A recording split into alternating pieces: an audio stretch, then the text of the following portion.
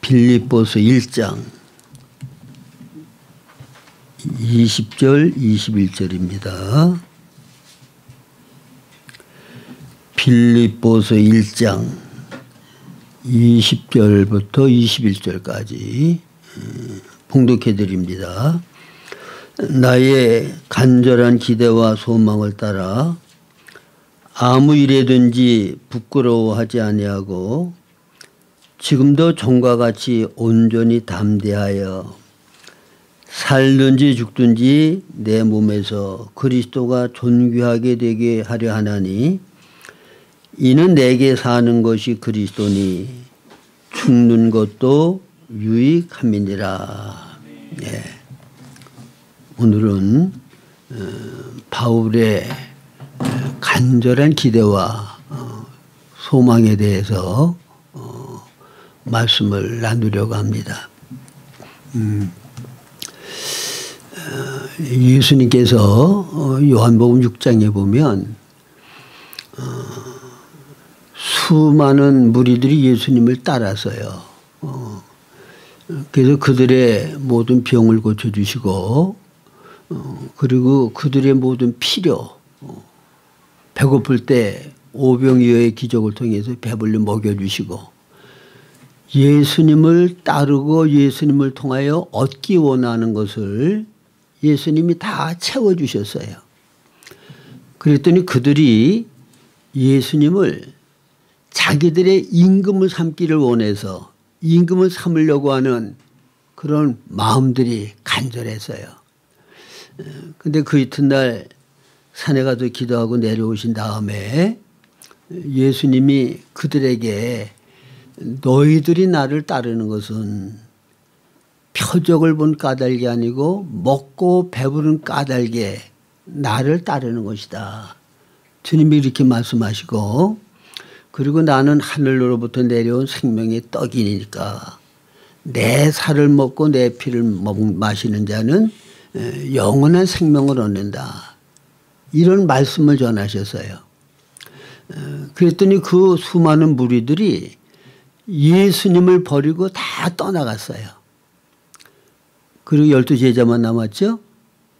예수님께서 너희들도 가려느냐 말씀하셨으니까 영생의 말씀이 주께 있사오니 우리가 누게로 가오리까. 예수님의 제자들은 영생의 말씀이 주께 있는 줄 알고 주님이 주시고 싶어하는 것을 받기를 원하는 갈망이 있어서 예수님을 따른 거기 때문에 그들은 안 떠나갔어요. 제가 이 말씀을 여러 번 반복해서 여러분들에게 말씀을 드리는데 이유는 뭔가 하면 주님이 예수를 영접하고 구원받은 다음에 우리에게 요구하는 것은 우리가 예수님의 제자 되기를 원해요. 그리고 내가 먼저 예수님의 제자가 된 다음에 다른 사람들도 복음을 증거하여 예수를 영접하게 하고 그들도 예수님의 제자 되도록 이끌기를 주님이 간절히 원하고 계시다는 것을 우리가 알아야 됩니다. 그러면 예수님의 제자는 어떤 사람이 예수님의 제자인가 하면 내가 원하는 것을 받기 위하여 예수님을 따르는 사람은 예수님의 제자가 될 수가 없어요. 예수님께서 우리에게 주고 싶어 하시는 것을 정말 간절히 사모하고 그것을 얻고 그것을 소망하고 따르는 사람만이 예수님의 제자가 될 수 있다 그 말입니다. 그러니까 이 수많은 무리들은 자기들이 원하는 바를 예수님에게 공급하고 채워주시기를 원해서 예수님을 따랐는데 그것을 주시다가 그것을 딱 중단하니까 예수님을 다 버리고 떠났어요. 그래서 예수님께서 누구든지 나의 제자가 되기를 원하면 두 가지 말씀하셨죠. 첫째 자기 부인하고 십자가 지고 나를 따르라. 그러니까 나를 부인하고 십자가를 지고 주님을 따른다고 하는 말은 내가 원하는 거, 내가 기대하는 거, 그거 다 내려놓으라는 거예요. 주님이 주고 싶어 하시는 거 외에 내가 받고 싶어 하는 거 다 그 부인하라는 거야. 내려놓으라는 거야. 그리고 주님이 정말 주고 싶어 하시는 것만을 받기를 원하는 갈망을 가지고 주님과 같이 되기를 원하는 소원을 가지고 나를 따르는 자만이 참 내 제자가 될 수 있다는 거죠. 그래서 12 제자들과 가룟 유다는 나중에 배신하고 떠났지만은 그 다음에 나중에 사도 바울은 다메섹에서 예수님을 만난 다음에 그 다음에 그가 예수님에게 물은 것이 첫째는 주여 누구시니오리까 그걸 물었죠. 누구십니까?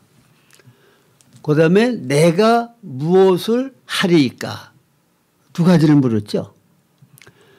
그리고 거기서 예수님을 만난 다음에 바울 사도는 유대 종교 자기가 귀히 여기고 가치 있게 여기던 거 다 내려놓고 정말 자기를 완전히 부인하고 그 다음에 즉시 예수님의 제자로 예수님을 따랐어요.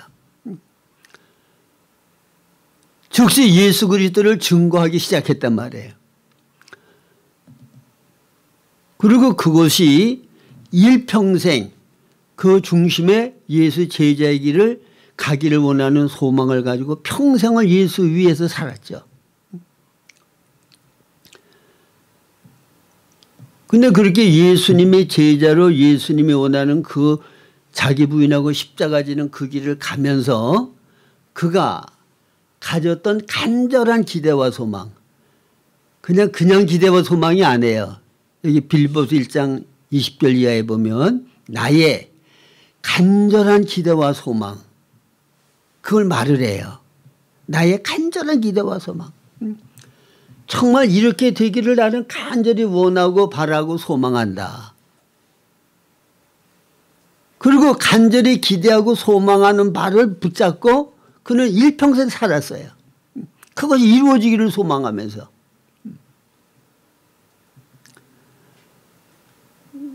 그게 시편 27편 4절에 보면 여러분 다윗은 하나님의 마음에 합한 자라고 그랬잖아요. 다윗은 하나님의 마음에 합한 자다. 하나님 마음에 드는 사람이야. 근데 다윗도 시편 27편 4절에 보면 간절한 기대와 소망이 있었거든요. 내가 여호와께 바라는 한 가지 일 그것을 구하리니 곧 내가 내 평생에 여호와의 집에 살면서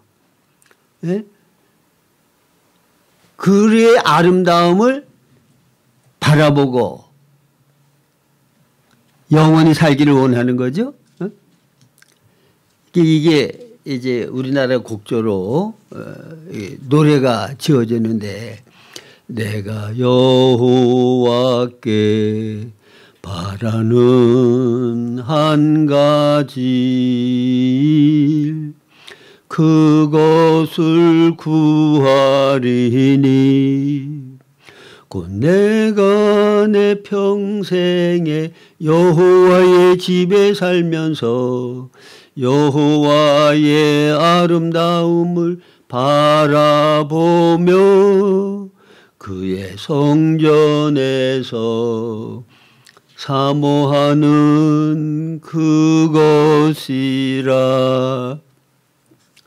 제가 이 성경 구절을 노래로 암송을 해서 노래를 안 부르고 그냥 암송해 부르려니까 자꾸 뒤에 막혀. 그래서 제가 노래를 부른 건데. 근데 여러분 이 말은 다윗이 간절히 갈망하고 바라는 거. 그게 뭔가 하면 여호와의 집에 산다고 하는 말은 그때 여호와의 집은 예루살렘 성전이 건축되지 않았을 때잖아요. 솔로몬 때 성전이 건축됐잖아. 그러니까 그때는 성막이었다고. 그러니까 여호와의 집에 가서 성막 안에서 산다고 하는 거는 말이 안 되잖아요.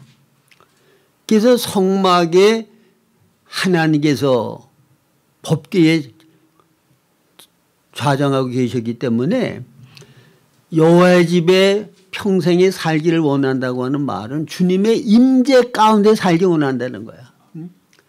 주님이 함께하는 것, 주님의 나와 함께 하시고 주님의 임재 가운데 주님의 아름다움을 바라보면서 평생 살기를 원하는 그게 간절한 다윗의 기대 소망. 한 가지 일, 내 평생에 한 가지 소원이 있는데 한 가지 간절한 기대와 바람이 있는데 그거는 뭐냐? 여호와의 임재 안에 주님의 그 인격의 성품의 아름다움을 바라보면서 그 주님의 아름다운 성품을 누리면서 평생 살기를 원하는 것. 그거 하나만이 내 갈망과 소원이라는 거예요. 이 다윗은 그래서 하나님의 마음에 합한 자였죠. 그다음에 여기 바울 사도도 같은 내용이에요. 내가 과거에 가치 있게 여기고 귀중히 여기던 것을 다 배설물로 여기고 우리 주 예수 그리스도를 아는 지식이 가장 고상함을 인하여 주님을 알고 더 깊이 알기 위해서 주님만을 바라보고 달려간다는 얘기를 하죠. 다윗과 같은 심정을 가진 게 바울 사도였어요. 그러니까 여러분 다윗이 하나님의 임재만을 하나님과 함께 하면서 하나님의 그 성품의 모든 아름다움을 누리고 즐기기를 원하는 갈망과 소원을 가진 것이 세상의 어떤 것보다도 주님의 임재 가운데 사는 것이 가장 만족이고 기쁨이고 행복이기 때문에 가장 큰 즐거움이기 때문에 그거를 소망하고 갈망하는 거예요. 저도 경험해 보니까 세상에 뭐 그렇게 많이 누리고 즐겨보지는 못했어도 제 나름대로 원하는 바대로 세상 것 이것저것 즐겨보고 누려봤어도 진정한 만족과 안식과 평강 기쁨 없어요. 그러나 주님의 다스림 가운데 주님의 임재 가운데 있을 때에는 환경을 초월한 참된 만족, 평강, 기쁨, 안식이 있어요. 가난하든 병들든 상관없이 주님의 임재 가운데 있으면 주님의 다스림 가운데 있으면 참된 만족과 행복과 기쁨이 있다고요. 그거를 체험하고 경험한 사람은 그게 너무 좋아서 그거 아닌 것으로는 만족할 수가 없어. 그래서 그걸 계속 추구하고 사모하는 거예요. 그래서 다윗도 그랬고 바울 사도도 그랬고 그 외에 모든 진실하게 주님을 따르는 예수님의 제자된 사람들은 하나같이 다 주님의 다스림 안에 사는 것이 그게 바로 왕국 생활이고 가장 의와 평강과 희락을 누리는 생활이라고 하는 것을 알기 때문에 그것을 삶의 목표로 삼고 그걸 추구하고 나간다고 말입니다. 이거는 이론이 아니고 실제 경험이고 체험이란 말이에요. 예?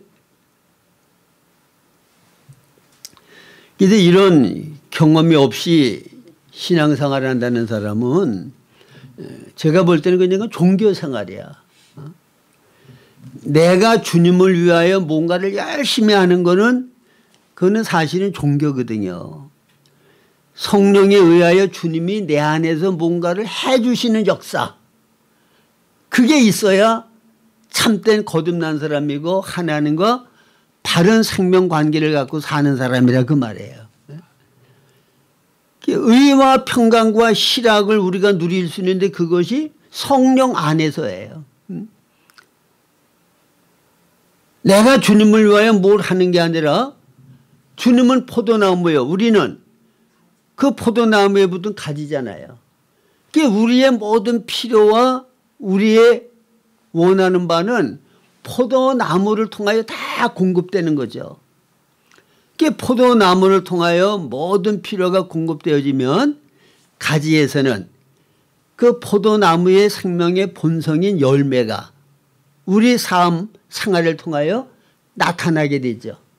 그게 바로 아름다운 포도 열매인 거죠. 주님의 생명의 본성인 사랑을 나타내는 거고 의를 나타내는 거고 하나님의 거룩을 나타내는 그런 삶이 우리 생활 가운데 나타나는 거예요. 이게 주님이 우리에게 공급하심으로 되는 거지 내가 주님을 위해 뭐를 하고 애를 쓰므로 만들어지는 거 아니라고 말이에요. 그래도 다윗과 같이 바울 사도와 같이 한 가지 바라고 소원하고 원하는 것, 주님의 임재 가운데 사는 것, 주님의 다스림 가운데 사는 것, 주님의 임재와 주님의 다스림 가운데 사는 것은 하나로 연결되어 있어요. 무슨 말인가 하면 주님이 우리 안에 주인이 되셔서 우리를 다스리지 않으면 주님의 임재를 우리가 느끼지 못해. 내 주인, 내 왕이 다른 것이 있는데 주님이 어떻게 내 안에서 왕이 되시고 주인 되셔서 나와 함께 하시냐고요. 나를 부인하고 십자가 지지 아니하면 주님의 제자가 될 수 없어요. 주님과 함께 할 수가 없다고. 주님 아닌 모든 것들을 내가 부인하고 내려놓을 때 오직 주님만을 사랑하고 바라보고 주님의 임재를 그렇게 간절히 한 가지 원하는 그것으로 구할 때 주님의 임재 가운데 우리가 살게 되는 거예요. 제가 그래도 많은 은혜를 체험하고 진리도 깊이 깨닫고 근데 이렇게 교제를 해보면 하나님이 함께 하시는 생생한 생명의 느낌은 별로 없어. 그런 사람들하고 교제해보면 공통점이 뭔가 하면 맨 처음에 나를 지배하던 여러 가지 악한 죄의 본성과는 아주 치열하게 싸워서 예수와 함께 옛사람이 십자가에 못 박혀 죽었고 이제 죄의 문제를 주님 안에서 처리됐다고 하는 것을 깨닫고 죄에서 자유해방을 얻은 사람들 많아요. 그 간증들을 해요. 그런데 주님의 임재 가운데 살지 못하는 이유가 뭔가 하면 아주 사사로운 거. 그냥 세상적이고 인간적인 그냥 취미생활. 예를 들면 텔레비 연속극을 좋아하는 사람은 연속극 보는 걸 끊지 못해. 유튜브 뭐 이것저것 재미난 거 보기 원하는 사람들은 그거 끊지 못해. 그걸 본다고 누가 죄라고 정지하겠어요. 그냥 취미생활로 넘어갈 수 있는 건데 근데 그런 사람들에게 주님은 그거를 자꾸 지적하시는 거야. 세상적인 것으로 기쁨을 삼지 말고 나만으로 기쁨을 삼고 만족을 삼아라. 그거 끊어 버려. 나만으로 기뻐하고 즐거워해. 근데 그게 안 되는 거야. 거기 매여서 주님의 깊은 임재를 못 느껴. 주님이 우리에게 요구하는 거는 주님 아닌 모든 것들을 다 내려놓기를 원해요. 아시겠습니까? 그래서 성경에 보면 내 마음을 다하고 뜻을 다하고 정성을 다하고 목숨을 다하여 마음을 다하고 뜻과 정성 목숨을 다하면 내게 남는 거 뭐가 있어요? 하나님 사랑하라는 거야. 이게 정말 하나님을 사랑하면 주님 아닌 다른 것들에게 대해서 관심 갖고 좋아하고 하는 거 내게서 없어져요.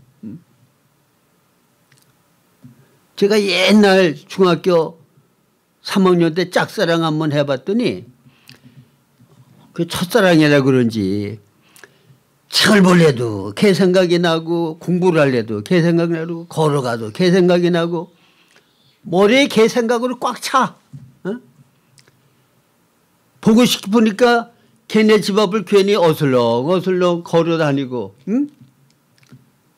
사랑하게 되어지면 사랑하는 것에 모든 게 다 집중된다고.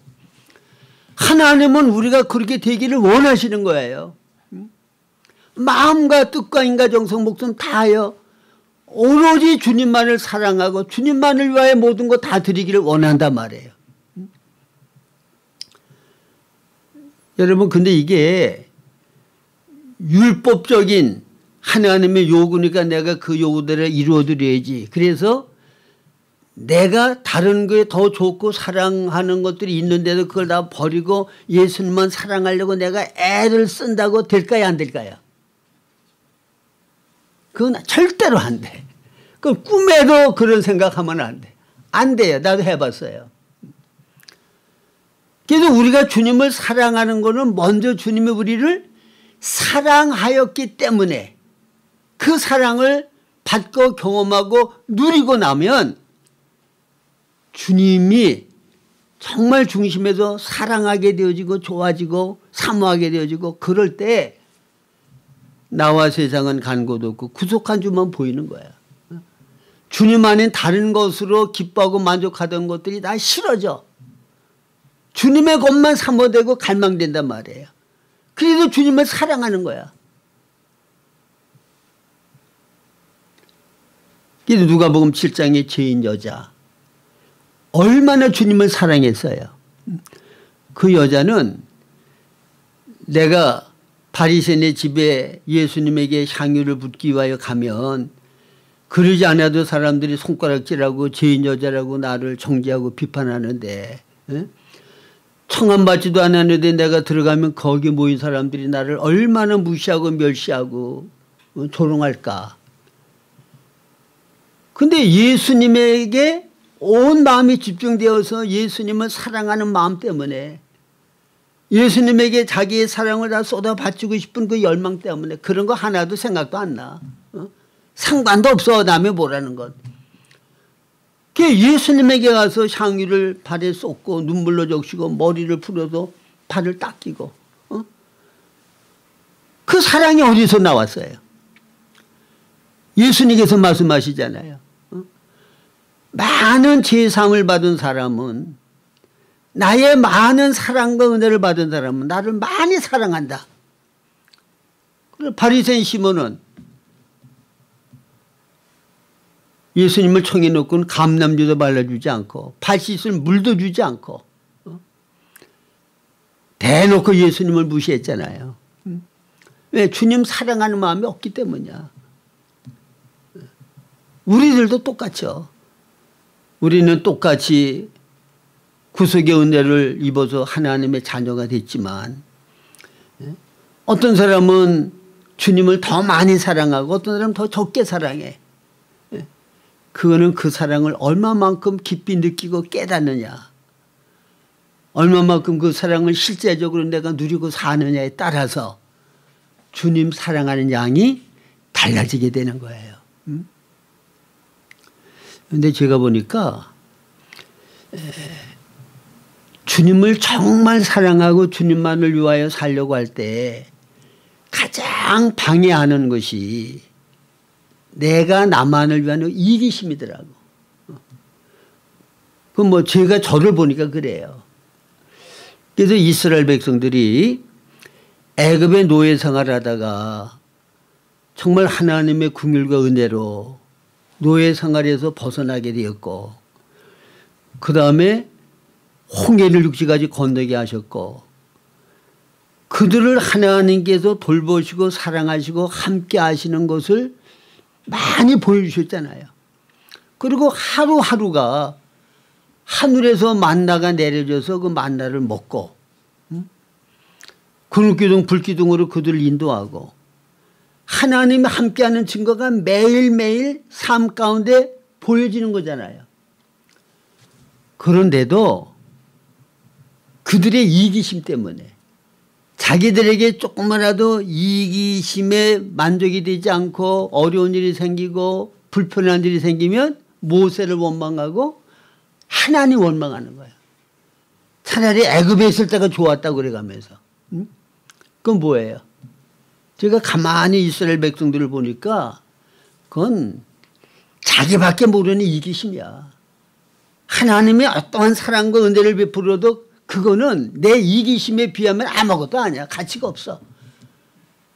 모세가 그와 같이 어마어마한 희생을 해서 자기들을 인도해내서 자유해방을 주도록 했고 모세를 통하여 하나님이 역사하는 것을 눈으로 봤는데도 자기들의 이기심에 만족이 되어지지 않을 때에는 모세도 없어. 여러분 인간 속에는 이기심이 이렇게 무서운 거예요. 아시겠어요? 저도 저 속을 주님과 점점 가까워질수록 하나님 앞에서 내 본성의 문제가 점점점 깊이 보여질수록 이 이기심이라고 하는 거가 아주 깊이 뿌리 박은 것들이 드러나더라고. 제가 여러 번 말씀드렸지만 나는 영적으로 뭐 내가 큰 사람이 되고 영적으로 주님이 원하는 대로 어떤 사람이 되는 것 그건 주님이 기뻐하는 건 줄 알고 영적인 욕심을 가지고 영적으로 내가 어떤 사람이 되고 싶은 갈망을 가지고 많이 애썼거든요. 깊이 들어가 보니까 그건 내 이기심이야. 영적인 이기심. 그 이기심을 내려놓으니까 힘이 싹 빠져가지고 열심 다 없어지더라고. 주님 사랑하는 힘 아닌 거는 다 빼버리니까 아무것도 없어. 아무 힘이 없어. 우리 마음이 깨끗하고 순수해야 돼. 예수님만을 사랑하고 예수님만을 좋아하고 바울 사도와 같이 다윗과 같이 내가 여호와께 바라는 한 가지 일 그것을 구하리니 곧 내가 내 평생에 여호와의 집에 살면서 그 말은 뭐예요? 하나님의 임재 가운데 주님과 함께 동행하고 함께 생활하는 것. 주님의 임재가 있을 때 여호와의 아름다움을 내가 사모하고 흠모하고 누리고 살 수 있는 거 아닙니까?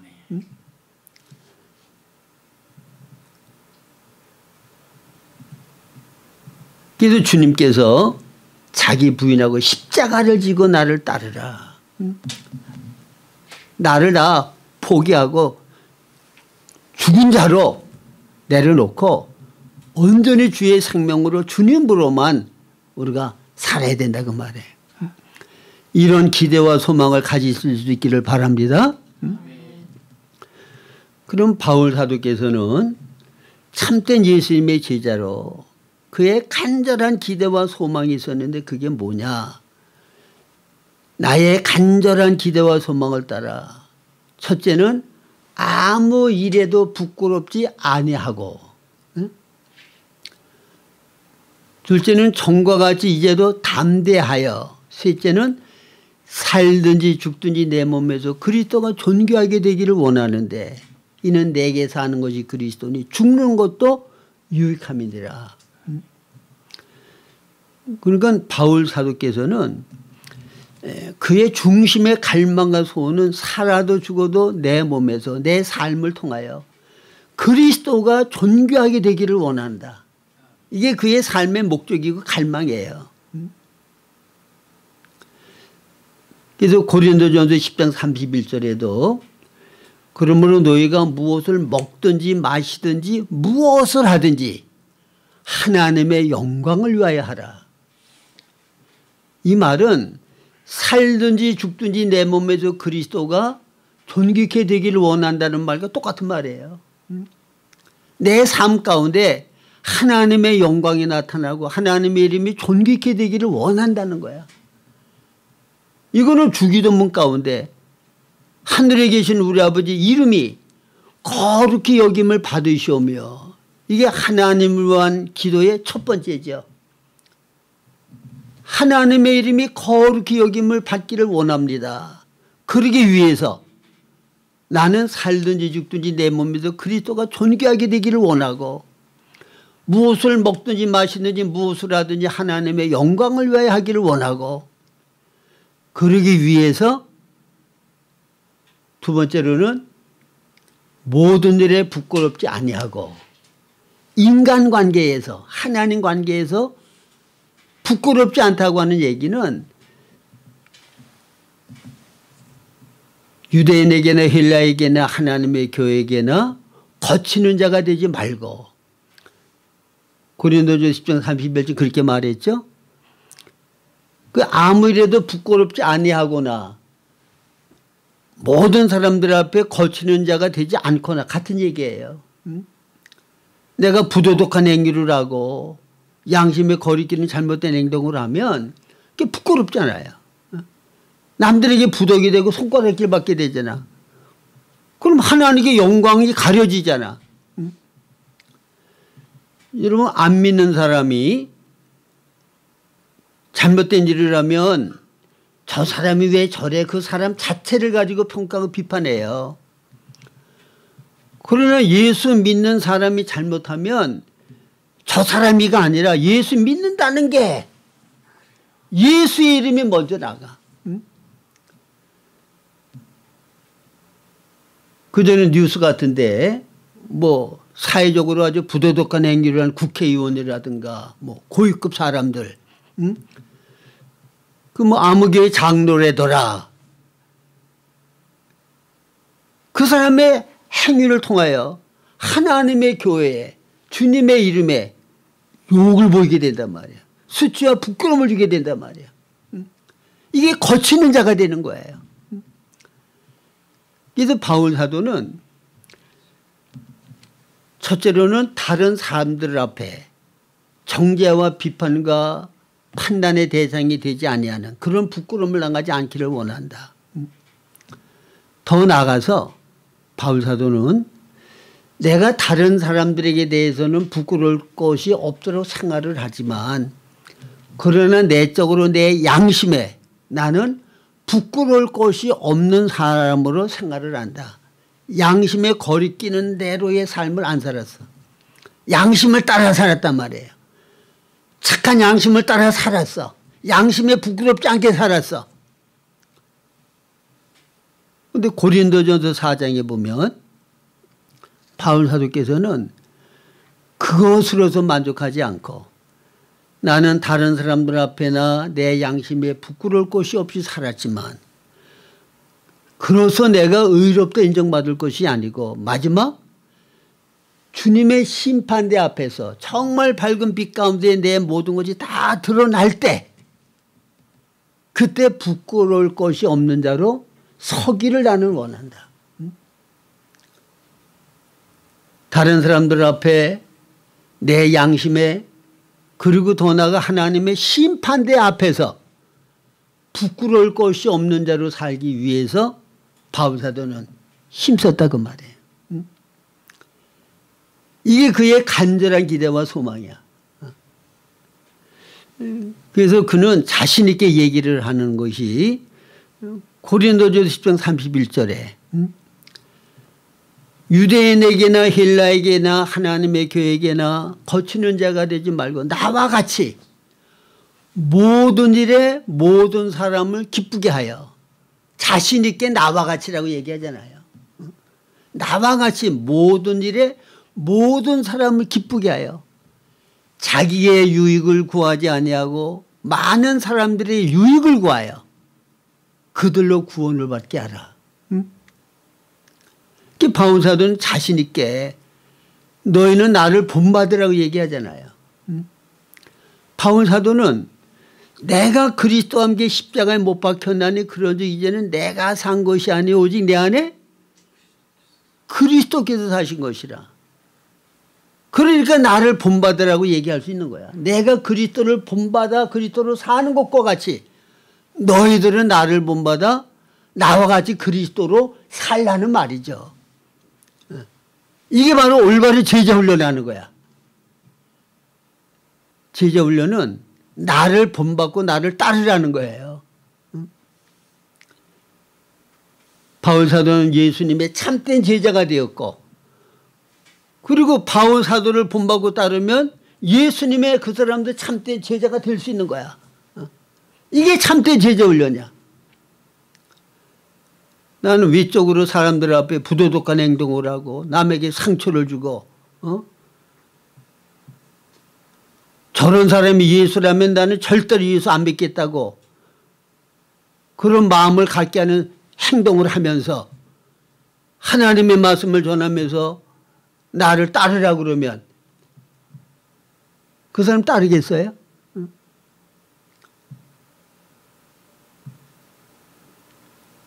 그래서 하나님의 말씀을 전하고 이 목양하는 사람에게서 가장 중요한 것은 그 사람의 인격이거든요.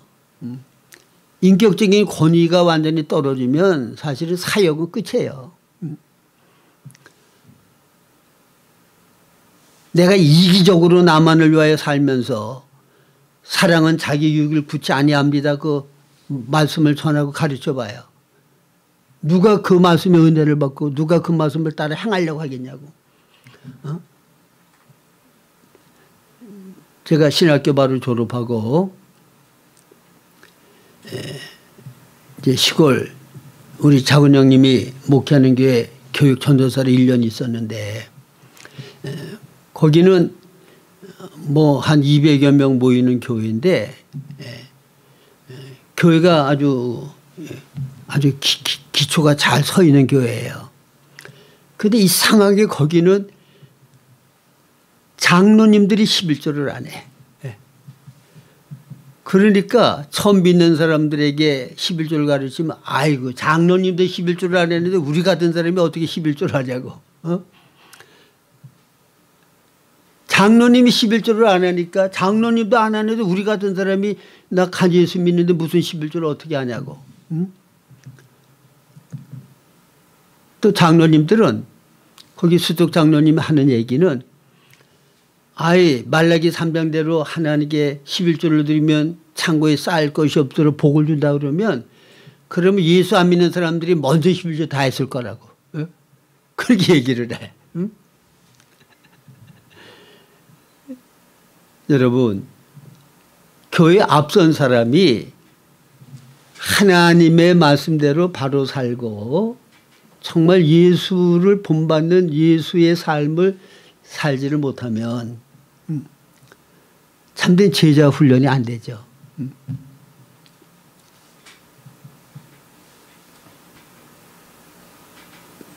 그렇기 때문에 우리가 어떻든 바울 사도와 같이 거치는 자가 되지 않고 부끄럼 당하는 자가 되지 않고 어디에 다른 사람들 앞에 내 양심에 더 나아가 하나님의 심판대 앞에 설 때 부끄럼 당하지 않는 사람 되기 위하여 간절한 기대와 소망을 가지고 그렇게 살아야 되고 그다음에 두 번째로는 전과 같이 이제도 담대하여 그러면 바울 사도의 편지와 사도행전을 보면 복음을 전하러 다니면서 그는 뭐 강의 위험 바다의 위험 또 유대인들의 핍박 죽을 고비를 몇 번이고 넘겼고 가진 고난과 어려움을 다 겪었잖아요.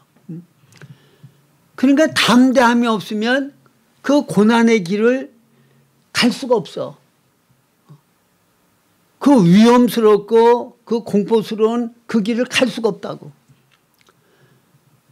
그래서 전에도 내가 담대히 복음을 증거하고 주님의 제자의 길을 갔지만 전과 같이 이제도 담대하여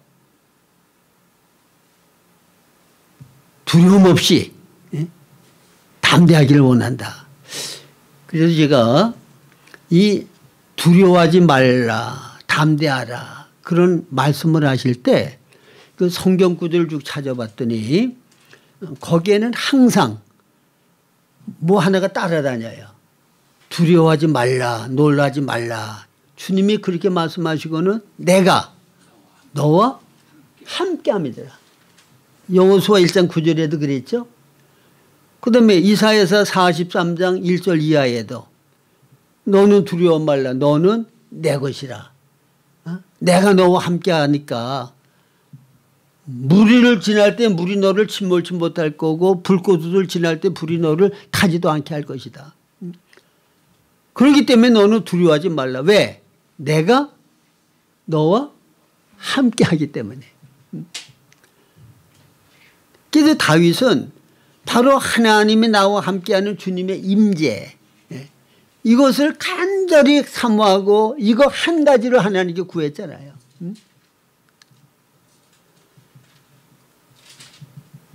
여러분 우리에게 있어서 가장 중요하고 또 가장 두려워할 것이 뭐냐?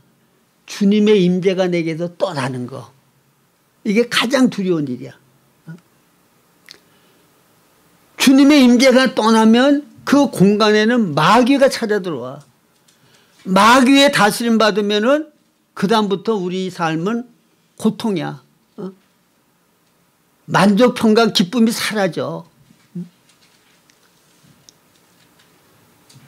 제가 오랫동안 옛날에 잠시 교제하다가 어떻게 연락이 닿아서 좀 이렇게 조금 카톡으로 문자를 주고받는 이제 그런 분이 있는데 제가 보니까 잘못된 거, 내가 뭔가가 잘못된 거는 다 너 때문이야. 아직 거기서 벗어나지를 못했더라고. 근데 여러분 안에도 그게 있는지 모르겠어요. 아담 에와가 선악과 떠먹고 타락한 다음에 당장 그들의 삶 가운데 표현된 게 뭔가 하면 너 때문이야. 원망하는 거였거든요. 하나님이 지어주신 저 여자 때문에, 저 뱀 때문에, 너 때문에. 근데 저도 옛날에는 그런 사고방식을 가지고 살았거든요. 내가 이렇게 불행스럽고 이렇게 어려운 건 너 때문에. 근데 지금은 로마서 8장 28절 29절을 하나님께서 깨닫게 하시고 그 말씀 붙잡고 살게 하시면서 너 때문이라는 거는 내 속에 완전히 없어졌더라고. 내가 한번 돌아봤어요. 너 때문이라는 게 내 속에 있나. 그게 없어졌더라고. 왜? 내게 와지는 모든 환경은 나를 그리스도 형상으로 온전케 만들기 위해서 주권적으로 하나님께서 섭리해 주시는 환경이고 하나님의 말씀대로 반응하고 관계만 가지면 그러면 모든 것이 합력하여 선을 이루니까 모든 것에 대하여 내가 감사할 것밖에 없는 거야. 기뻐할 수밖에 없는 거야. 어떤 사람이 물론 내가 잘못해서 그런 거긴 하겠지만은 내 잘못을 빌미로 삼아가지고 나를 목사 생명을 완전히 끊어놓고 완전히 매장시킨 사람이 있었거든요. 근데 그 사람에게 대해서 너 때문에 내가 이렇게 됐다는 마음 조금 더 없어. 도리어 감사가 있어. 그 사람 때문에 하나님 앞에서 내가 어떤 사람이라고 하는 것을 드러나게 되었고 그리고 이 잘못된 것을 하나님 앞에 회개하고 바로 잡게 되었고 그걸 생각하면 감사밖에 없어요. 이게 너무 감사하더라고. 옛날에는 제 얼굴이 늘 아주 그 외로워 보이고 침울해 보이고 그런 얼굴이었거든요. 박지를 않았어.